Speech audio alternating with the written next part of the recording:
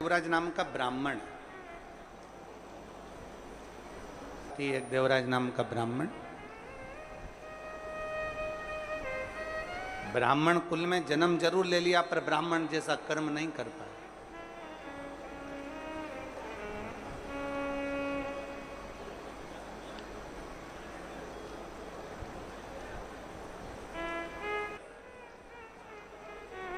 एक वासना,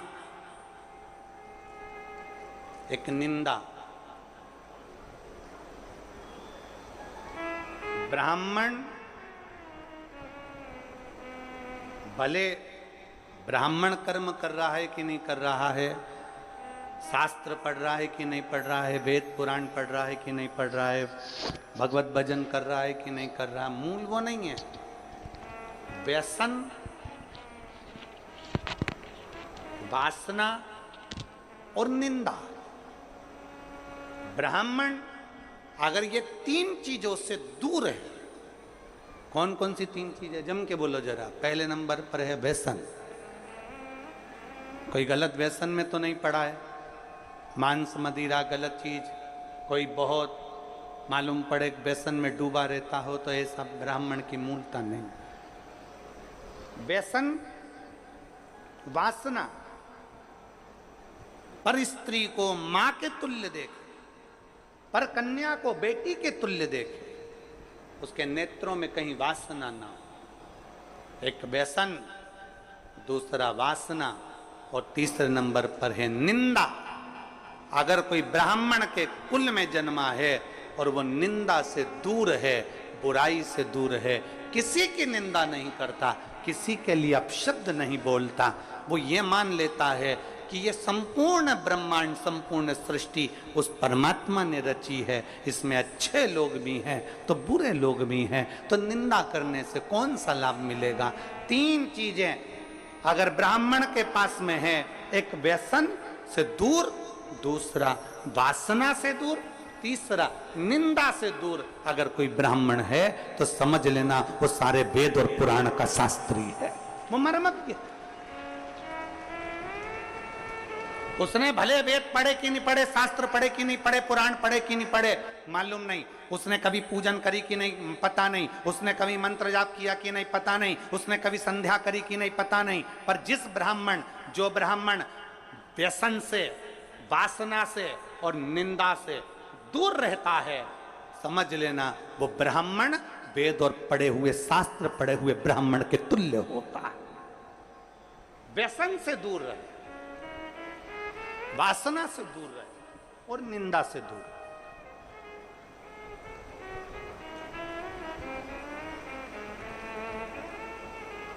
व्यसन, वासना और निंदा से जो दूरी बना लेता है, समझ लो वो श्रेष्ठ है, वो श्रेष्ठ।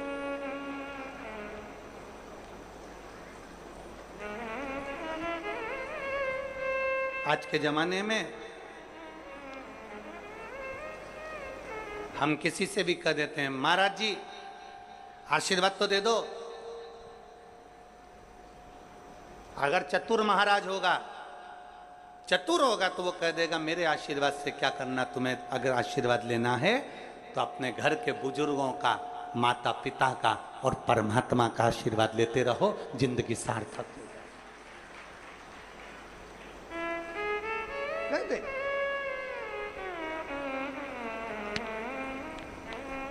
व्यसन में डूबा हुआ कितना बड़ा भी विद्वान क्यों ना हो, कितना बड़ा भी वेद पाठी क्यों ना हो, कितना बड़ा भी शास्त्रों का मर्मज्ञ जानने वाला क्यों ना हो, अगर व्यसन में डूबा है तो वो श्रेष्ठ नहीं।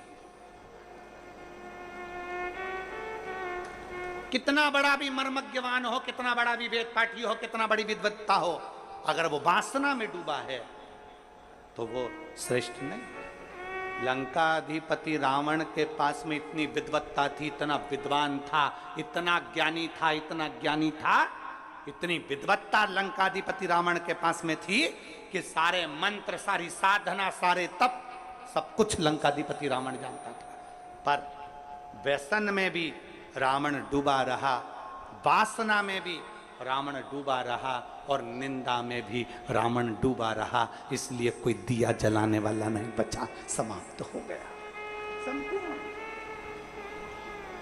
आप भले वेद ना पढ़िए, आप भले शास्त्र ना पढ़िए, आप भले मर्मज्ञ मत बनिए, आप भले विद्वान मत बनिए, पर ब्राह्मण के 3 लक्षण अगर आपके अंतर्गत हैं, आप व्यसन से दूर हो, आप वासना से दूर हो, आप निंदा से दूर हो, किसी की निंदा आपके मुख पर नहीं आती, किसी की बुराई आपके मुख पर नहीं आती। समझ लेना कि कहीं ना कहीं आप शंकर का एक रूप धरकर पृथ्वी पर आए हो, कहीं ना कहीं राम का एक रूप रखकर आप मृत्यु लोक में आए हो, कहीं मेरे कृष्ण ने आप पर कृपा करी तो कहीं अपने अंश को भूमि पर भेज दिया। अगर इन 3 चीजों से आप दूर हो, आपकी भक्ति, आपका विश्वास, आपकी दृढ़ता, बराबर। एक पत्र है, शब्द कहते रहते हैं, ना जाने क्या क्या बोलते रहते हैं, और पुरुष की जब जेब खाली रहती है तो दुनिया के लोग गिनते नहीं है, ठोकर मार देते, ठोकर मार देते। दोनों चीजों में ताने मिलते हैं साहब, दोनों चीजों। एक पत्र और है, फिर निवेदन है, पानी पियो छान और गुरु करो जान। नहीं तो आज के जमाने में गुरु फिरे बाजार में, हमसे दीक्षा ले, नरक पड़ो चाहे स्वर्ग जाओ, माल हम ही को देव। आज का जमाना ऐसा हो गया है। आज के जमाने में तुम्हारे को कोई नहीं कहेगा कि तुम्हारा उद्धार हो रहा है कि नहीं हो रहा, कल्याण हो रहा है कि नहीं हो रहा, अविरल भक्ति प्राप्त हो रही कि नहीं हो रही, भजन मिल रहा है कि नहीं मिल रहा, स्मरण मिल रहा है कि नहीं मिल रहा, मंत्र जाप, नाम जाप, कीर्तन, शिव नाम, भगवान की भक्ति में डूब रहे कि नहीं डूब रहे, उन्हें कोई मतलब। आप अपनी भक्ति में डूबने का प्रयास करो। अभी गुरु पूर्णिमा महोत्सव में गुरु महादेव शिव महापुराण की कथा में कहा था, इंसान को गुरु बनाने से पहले अपने अंदर एक विश्वास प्रकट कर कर शंकर भगवान के शिवलिंग को छूते हुए ईश्वर को अपना गुरु बनाने का प्रयास करो, क्योंकि इंसान कब गड़बड़ कर जाए पता नहीं, पर ईश्वर कभी गड़बड़ी नहीं करता। वो जो रचता है वो श्रेष्ठ ही रचता है। ईश्वर को बनाओ। माया सबको भरमाती है, माया किसको नहीं पकड़ती। एक चेला और एक गुरुजी जा रहे थे, नदी में बहाव था। चेले ने गुरुजी से कहा, गुरुजी एक कम्मल बेरा है। कम्मल जिसको लोग रात्रि को सोते हैं ओढ़कर, कम्मल बह रहा है पानी में। गुरुजी ने कहा कहाँ है? वो देखो वो पानी में बह रहा है। गुरुजी ने कहा कम्मल तो अच्छा। चेला कहने लगा, गुरुजी जाऊं कम्मल लेने? गुरुजी ने कहा मत जा बेटा, कम्मल लेने के लिए क्या करना, अपने पास कम्मल की ढेरी लगी हुई है, क्या करेगा कम्मल ला के? नहीं गुरुजी, कम्मल लेने तो जाऊंगा। गुरु का कहना चेले ने नहीं माना, नदी में कूद गया, कम्मल लेने के लिए गया।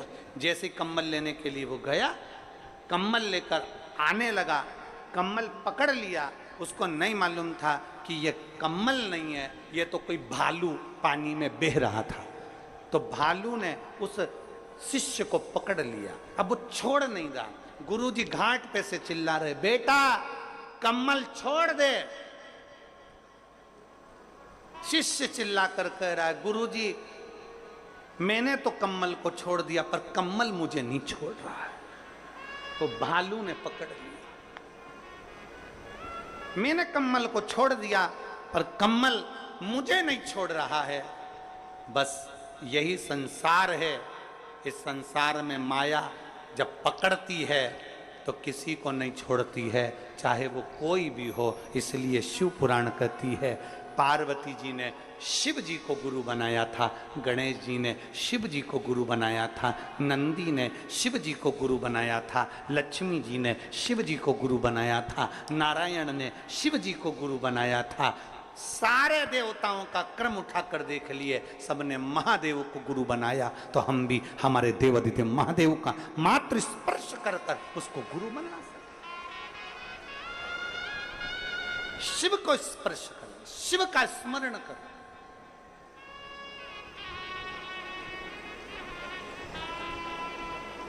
व्यसन, वासना और निंदा ये दूर रहे। और कितना कितना छत्तीसगढ़ पुलिस, छत्तीसगढ़ शासन की जो पुलिस है वो तो निरंतर कई सालों से एक अभियान चलाती आ रही है, व्यसन मुक्त, नशा मुक्त, नशे से मुक्त। शायद भारत की संपूर्ण प्रदेशों में से केवल एक छत्तीसगढ़ की पुलिस एक ऐसी होगी जो यह अभियान चलाती है कि हमारा प्रदेश, हमारा देश नशे से मुक्त हो। एक बार जोरदार ताली बजाओ छत्तीसगढ़ पुलिस के लिए, साधु होता है, नशे से मुक्त हो। और शिव महापुराण भी यही कर रही है। आज के दुनिया के लोग कह देते हैं शंकर भगवान तो भांग का नशा करते हैं, शंकर भगवान गांजे का नशा करते हैं, शंकर भगवान चिलम पीते हैं, भगवान शंकर ऐसा करते हैं। दुनिया के लोगों की दृष्टि गड़बड़ हो गई है, दुनिया के लोगों की सोच गड़बड़ हो गई है। शंकर भगवान को दुनिया के लोग केवल बदनाम करने में लगे हुए हैं, इसलिए उनके जो फोटो बना दिए वो गांजा पीते हुए बना दिया, उनके फोटो बना दिए चिलम पीते हुए बना दिया, उनका फोटो बना दिया लोटे में भांग पीता हुआ बना दिया। अरे मेरे देव अधिदेव महादेव ना कभी गांजा पीते हैं ना कभी भांग पीते हैं। मेरे महादेव तो नशे से मुक्त रहने की सलाह देते हैं कि नशे से मुक्त रहिए, नशे से मुक्त। ये तो दुनिया की दृष्टि गलत है ना, जिसकी गलत दृष्टि होती है ना उसी को गलत दिखता है। रोड पे गाय ज्यादा हो जाती है तो दुनिया के लोग कहते कितनी आवारा गाय घूम रही है। अरे आवारा तेरी आंख हो गई जो तुझे गौ माता भी आवारा नजर आ रही है। आवारा तेरे नेत्र हो गए इसलिए तुझे गौ माता आवारा नजर आ रही है। याद रखना हमारी दृष्टि जैसी होती है सामने की सृष्टि वैसी नजर आती है। नीला चश्मा लगाओगे तो नीला दिखेगा, काला लगाओगे तो काला दिखेगा, पीला चश्मा लगाओगे तो पीला दिखेगा, गुलाबी लगाओगे तो गुलाबी दिखेगा। जैसा चश्मा आंखों में चढ़ा रहेगा वैसा दिखेगा। हम जैसे हैं वैसे हमको सब नजर आते हैं। गौ माता कभी आवारा नहीं होती, हमारी दृष्टि आवारा हो गई। दूध निकाला छोड़ दिया, रोडों पर फिर रही है, पॉलीथीन खा रही है और उसकी दशा बिगड़ रही है। कहीं से तो गुजारा करेगी, कहीं से तो पेट भरेगी गौ माता। वो आवारा नहीं है, आवारा हमारी दृष्टि है।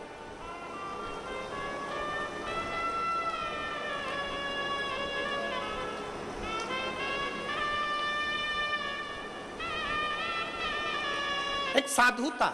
मेरे शिव कभी नशा करने की आदत नहीं डालते, मेरे शंकर कभी नहीं कहते कि तुम गांजा पियो, मेरे शिव जी कभी नहीं कहते कि तुम भांग पियो, मेरे शंकर भगवान कभी नहीं कहते कि तुम चिलम पियो। मेरे शंकर भगवान तो कहते हैं कि नशों से दूर हो जाओ और भगवान की अविरल भक्ति के नशे में डूब जाओ। जिस दिन तुम राम नाम, कृष्ण नाम, शिव नाम के नशे में डूबोगे उस दिन तुम्हारी जिंदगी स्वयं सार्थक होती चलेगी। व्यसन, वासना और निंदा, ये तीनों से ब्राह्मण को दूर रहना चाहिए।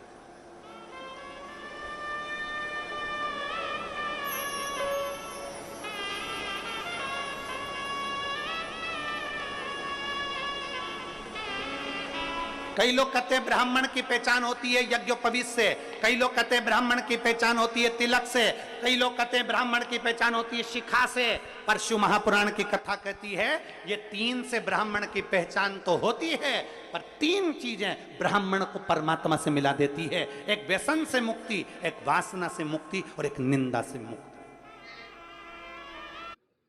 तीन चीजें परमात्मा से मिला,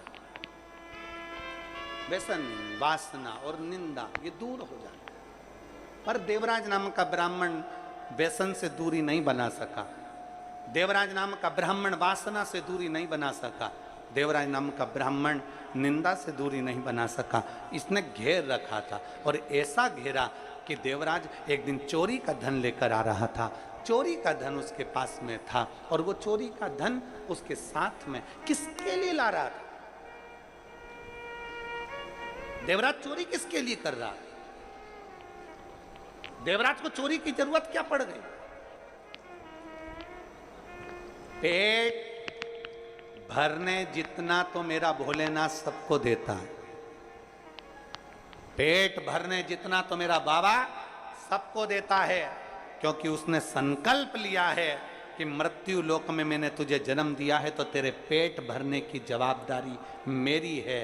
पर याद रखना पेट भरने जितना मैं दूंगा, तेरा परिवार जितना बढ़ता चले जाएगा, उतना उतना तेरे धन की व्यवस्था में करते चले जाऊंगा, उतना उतना तेरे भोजन की व्यवस्था में करते चले जाऊंगा, सब कुछ मैं दूंगा। पर जब तू गलत जगह पर जाएगा, गलत सोच रखेगा, गलत दृष्टि रखेगा, तो गलत जगह से फिर धन आएगा, और गलत जगह से धन आएगा तो वो तुझे बर्बाद कर